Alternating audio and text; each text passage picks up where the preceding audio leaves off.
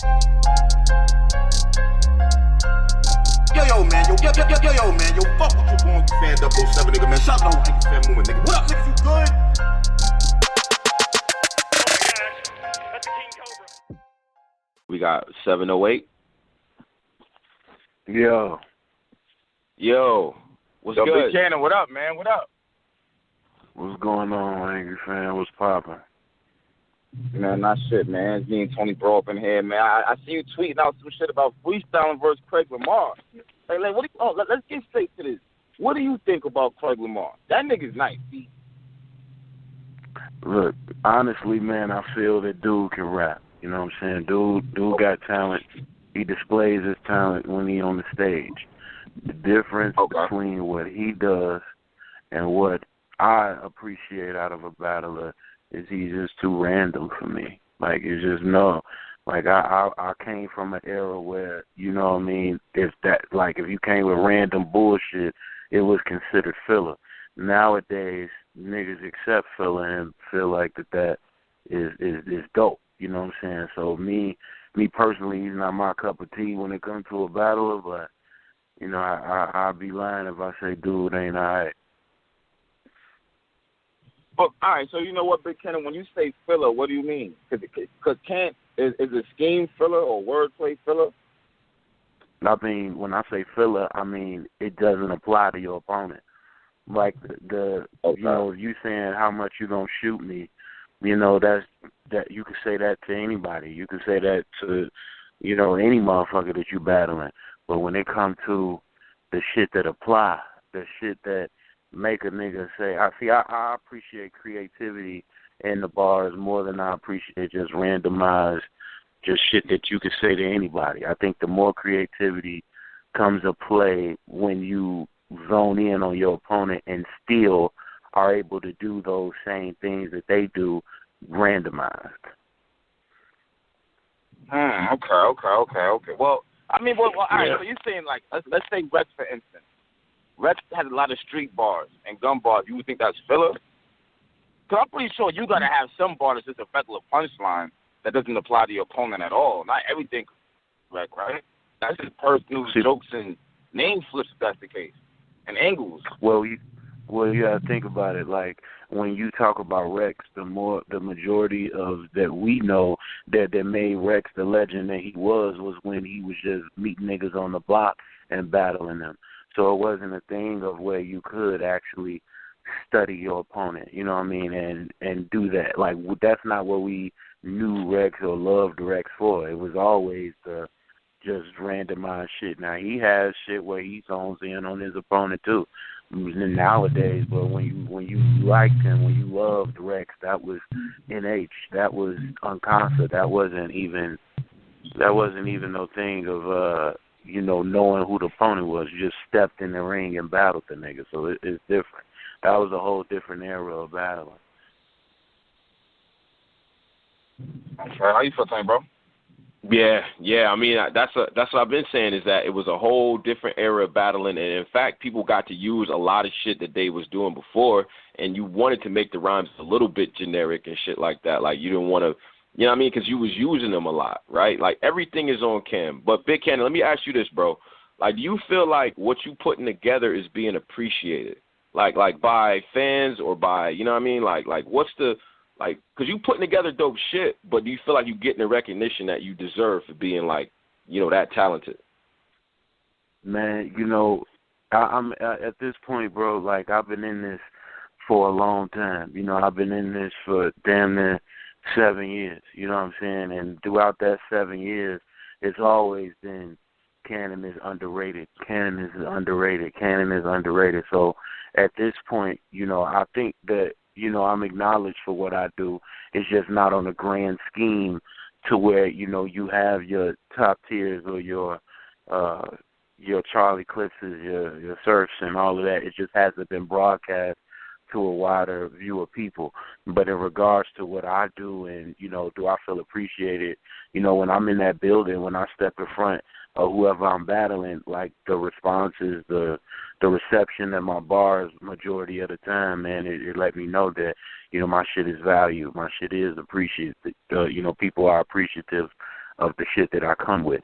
Like, 'cause I just don't think that you can hear some of the bars that I do come with, and then niggas don't fuck with it. I don't see how, you know, that could be that way. I ain't up there spitting no garbage shit. I go up there and do my thing. So it is what it is. You know what, Kannon? What battle, in your opinion, was it that changed things for you? You feel like was a bad battle that kind of like might have fucked you up, the first real one? Well, I don't you regret having, or you wish was different, a different outcome, or whatever the case may be, but a big one though. Well, there isn't really a battle that I'm like I could zone in on and say, you know, this was a bad performance, and you know that changed things for me. Like I just think what it was is that you know, consistency matters. You know what I'm saying? And you know, lack of motivation for some individuals, it just, you know, that shows. You know, when I battle a nigga, like if I'm motivated to battle a nigga, I'm motivated because of, you know, what people are saying. You know, the battles turn out differently. You know, and certain niggas I just was more motivated for than others. And you know, when you talk about the fans, you know, consistency is key. So if you're not, you know, consistent every time, then it's just like, well, motherfuckers like, hey, I don't know when to fuck with them or when not to fuck with them. But when they come to that, you know what I mean, I acknowledge that and I understand it. So, you know, it's a different outlook on battles that I have now. It's not about the opponent. I can't battle the opponent no more. I have to battle myself. So that's pretty much where I'm at with it from now on. Okay. But you just gotta keep doing you, I guess, man. That shit is kind of crazy though, because you went from you beat Big T, and now it's like you battling Craig Lamar. Do you feel like, man, you just on some whatever? I'm just gonna take any nigga who got bars, or you don't want to hold out, or what? Cause a lot of niggas hold out. You don't feel like holding out would benefit you? Nah, like for me, man, like I'm not like the names like that don't like excite me. Like what excites me is just if you really honestly believe that this nigga is nicer than me, I want to prove you otherwise. So when it comes to like the Craig Lamars, obviously he isn't a Charlie Clips, he isn't a Big T, but y'all niggas think he can rap. And certain people think that he raps well enough to where he can be in the ring with me. ARP, you know, booked the shit. He got the mentality of, man, this is going to be a great battle. I think that Craig Lamar deserves to be here. Okay, so now my goal is to show you why he don't belong here. You know, so the whole shit about, you know, the names and all that shit don't bother me, man. Like, you either battle me, you know what I'm saying, or you don't.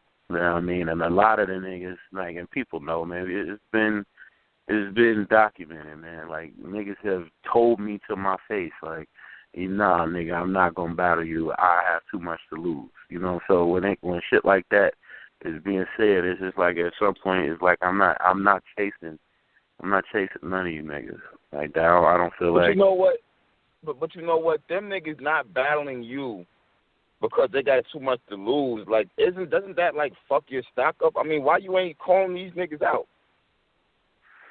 I mean, because at some point it like I can't make them battle me.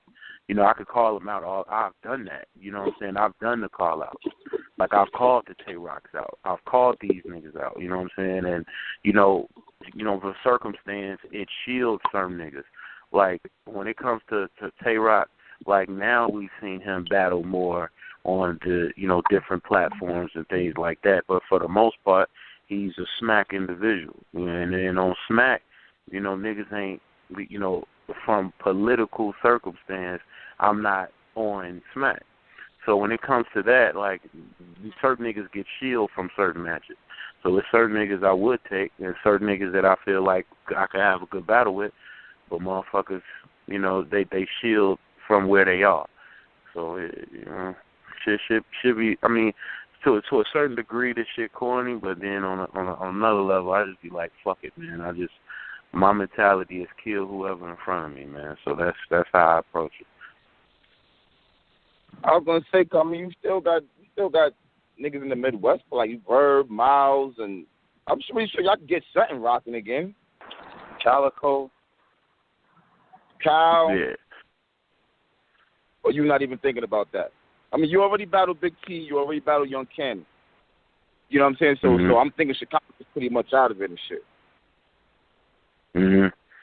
Like, I mean, when it comes to like those niggas, like, you know, they're in a different place in regards to like I'm not going, you know, just to like that's the thing. Like, I don't just want to battle a nigga just to battle a nigga, like, cause when it comes to that shit like that, you get performances where niggas is like, it makes me not motivated to even take it, like, cause I know a nigga gonna bullshit around or whatever like that. Like, majority of the time, like, niggas don't prepare. Man, they don't prepare not because of it's a check, and I'm not gonna ever be that battler.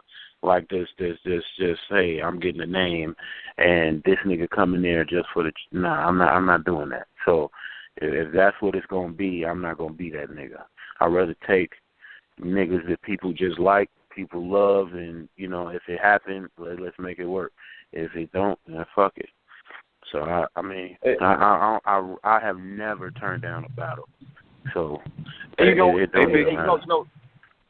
You know what, Big Ken, we was having a debate up here, and we was like, does bars matter in your opinion now? I mean, your pen game is sick, we know that. You can rebuttal, we know all that. But yet you're not on a Summer Madness stage. Chill is not on a, you know what I mean? Danny Maya is not, Nitty just got on, but like, what kind of message is being sent? Like, when you started battle rapping, like, was it about what, the best bars or what? Well, it's different now. Like, battling is totally different now. Like, it's more.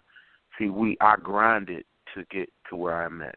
You know what I mean? Like these guys now, they have opportunity to where they can be spoon-fed opportunities, and they spoon-fed these opportunities because it's eyes on battle rap now.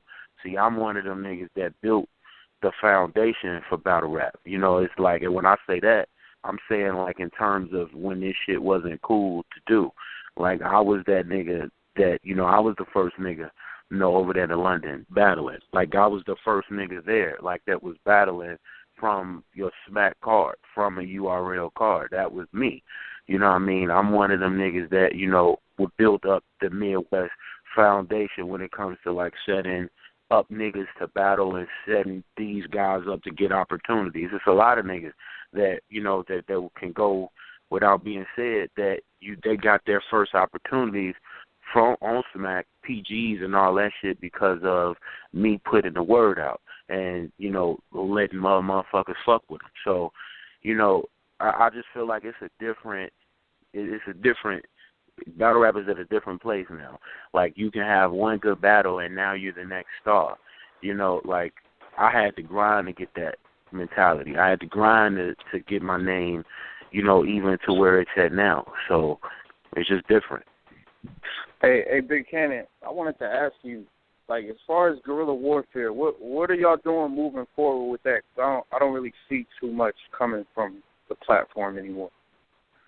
Well, Guerilla Warfare at a point now where, you know, it's at a rebranding phase. You know, we trying to we've taken a break from things, real life hits, man. You know, like shit. Like, I ain't gonna lie, like a lot of battle shit stopped for me when my pops died. You know what I'm saying? When my pops passed away and shit, I found out about that during the battle. You know, during like 10 minutes before going on my stage versus Mac Myron, I found out my dad died. You know what I'm saying? So a lot of this shit is just like, you know, I took a back seat to a lot of it. Like, I really just this shit didn't mean as much. You know what I mean? So when it comes to the Guerilla Warfare shit, you know, we just took it's at a standstill at the moment, you know, but I mean, you can plan to see a resurgence when we can get ourselves back in the mode of battling.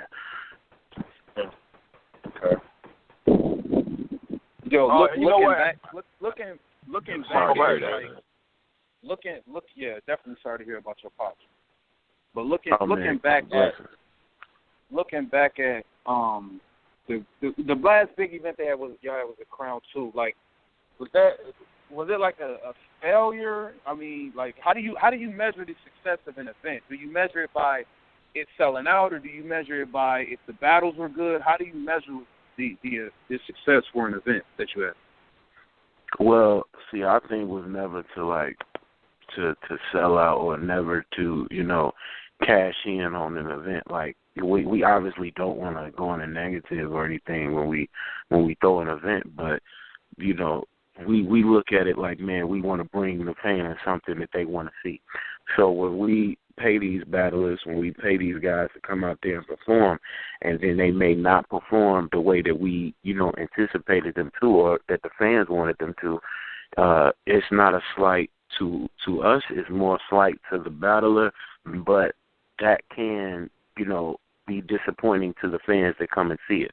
So our whole thing is the fan experience. Like if you've ever been to a Crown event, like people talk about not just the battles that happen, but they talk about the experience of being at a Crown event. Like there are a lot of different things that we put there. So, if the fans were disappointed with the battles, then I will look at that as, a disappointment. I will look at that as a disappointment.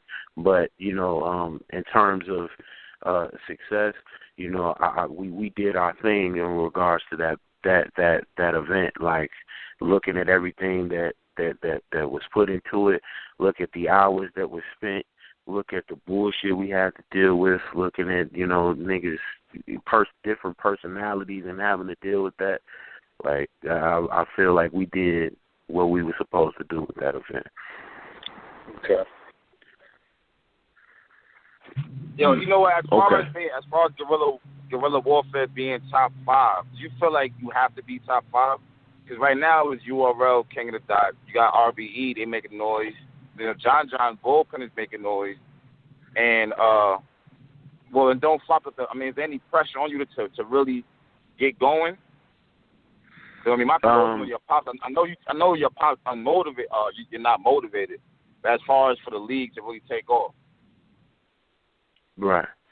There's a lot of like when it comes to like what people know, people see Gracie, they see Gracie, talking a lot, or they see Gracie name brought up majority of the time when it comes to when people say ownership of Guerilla Warfare, they see her name. But when it comes to, me also being a co-owner of the league, I have more obligations behind the scenes that make me more, a vital piece in regards to the situation. So when it comes to me being in a place where I ain't motivated, then, I can see how the situation can fall off like that. And it did, and it fell off, not being motivated. The being top 5 that's never been a goal. Like our goal was never that. Our goal has always been from day one just to bring something to our region to where we can get the eyes here. So, you see the stars, we bring out the top tier names, or we bring them out, but it was all, with the promise that we can even, once you see these people, well, maybe we can bring some other people in you may not know. That's where the heavy halves and, the gauges, where, these guys were pivotal in regards to Guerilla Warfare. And Steve Staples, Doziers, like, we tried to, bring these guys up. So now seeing Heavy Half on, RBE in New York, and, seeing Steve Staples on a New York car, like that is a win in regards to us and what we wanted to, what our goal was. That's what it was for. Okay. Yeah, you know what? I'm kind of shocked that only a handful of y'all made it. Like, what happened to Kannon Jones, and what happened to Pooh Bear? What happened to them? Well, I don't know who Kannon Jones is, but in regards to Pooh Bear is like, he's still rapping. Pooh Bear had, situations to where his job wouldn't allow him to take off on battle days, so he kind of fell off from battling like that, you know what I'm saying? And then, like, but in regards to his music is nigga booking shows all the time out here. So if niggas, you know, want to know about him, like, he's still out here doing his thing. He's still doing his thing. He just ain't battling. Nice. I'm surprised he didn't blow up. He was nice, especially after he beat B Magic. Well, like I said, Pooh Bear, like, you know, just circumstance stopped him. You know, like he just, you know, battling is cool, but you gotta make sure your life's right first. You know, so if your job is not, you know, allowing you the opportunity to get out there and do some shit, well then that's where you're at with it. So Big Kannon, are you? Well, I can't say are you, RB. Well, you know what? That just kills the whole thing. All right. So, well, Sway, y'all did the 5-on-5. All right. You were not quite happy with the outcome. Would you do another 5-on-5? Or, I mean, what's going on with Writer's Block? Well, Writer's Block is, you know, we over with?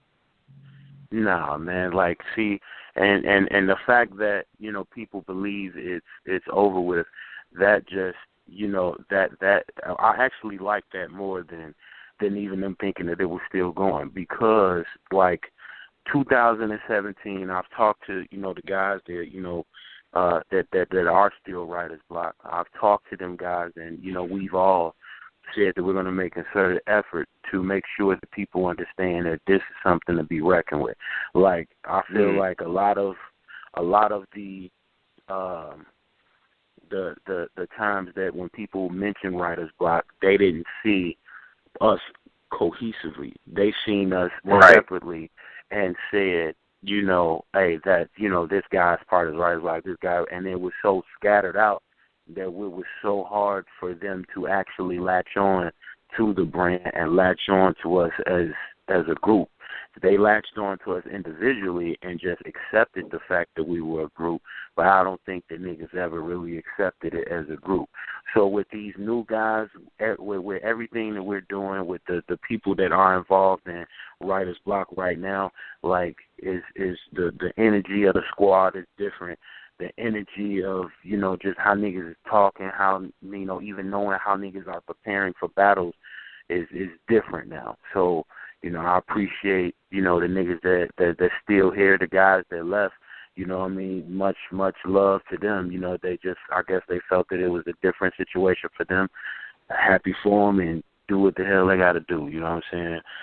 But the Writer's Block is still the most dangerous squad in battle rap. I mean, I just don't see any other squad that can top an A+ performance from any one of us. I don't see it. So, like, and just to clarify, the Writer's Block members.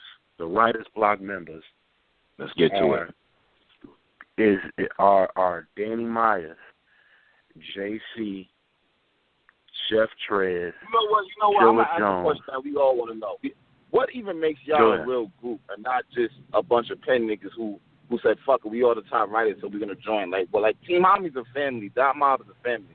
And then they're like, a lot of these guys are, not these guys, but a lot of people are vocal about crews just teaming up just to team up. We're not even really in communication with each other, or et cetera, et cetera. So how close were y'all really when y'all created Writer's Block? Was it something serious? Was it just we all the top writers, or what? Well, in regards to when it first started, you know, the co-founders of Writer's Block was B Magic, myself, Chilla Jones, and Danger Zone.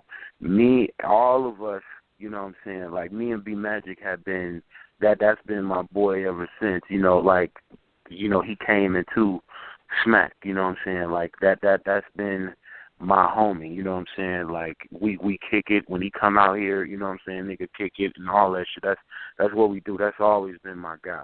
You know, I met Chilla Jones, you know what I'm saying, just being at an event, like, he battled Cash Eaton that night, you know, and, you know, ever since then, me and Buddy have been, you know, just talking and shit like that, and, you know, just bouncing, you know, just bars, spitting bars or whatever like that. And then one day, it just was like, look, y'all, you know what I'm saying, like, we all cool, we all hit each other up to hit each other's bars and all that shit. look, fuck it, let's just go ahead and put something together. So we was already cool. We was already niggas that was, like within a circle of niggas that spit bars to each other. But we was just like, fuck it, like, man, let's put something together and let's fuck up the game doing it. And with the other members that came along, I just feel like people don't know that. Like, I don't look at Writer's Block. I never looked at Writer's Block as a group. It was always a status. It was a status of where we honored, your pen game. If we looked at your pen and we said, like, that pen is dope, you know what I'm saying? Or if you came to us like, nigga, let's I want to jump down with this, and we figured that aligned with the outlook of the team, that it would work. And so, certain niggas, it was just off of skill, them coming into Writer's Block, and then other niggas, it was more family oriented. So you did have, guys that were just in it for skill, and then you had guys that were in it because, that we was just day one niggas. Right. Yeah, but Big Kannon, let me say something, because, like, I'm a huge fan of the collective MCs, right? Like, I'm a giant fan of y'all. So I'm, like, super frustrated, and I feel like I had a right to be, because I don't understand the marketing behind the team. Like, is there a slogan? Is there, you know what I mean? Like, what's the thrust of, like, Writer's Block? Like, how do I even sum it up? Do I just say, y'all just the best niggas with pens? It's just, it sort of seems like it's a group, but there's nothing you can stamp on it. You know what I'm saying? There's no, like, insignia that you can attach to it. Like, is that being in the talks, or like, what do you think about that? I don't agree with that. Yeah, I don't agree with that. Like, in regards to, people know what it is. Like, people know that this is the collection of the best pens in battle rap. So I don't think that there isn't a stigma, or there isn't a description for Writer's Block. What I do believe that it is that it may not have been, as I said, it may not have been as pushed marketing-wise, as hard as it should have been. Right.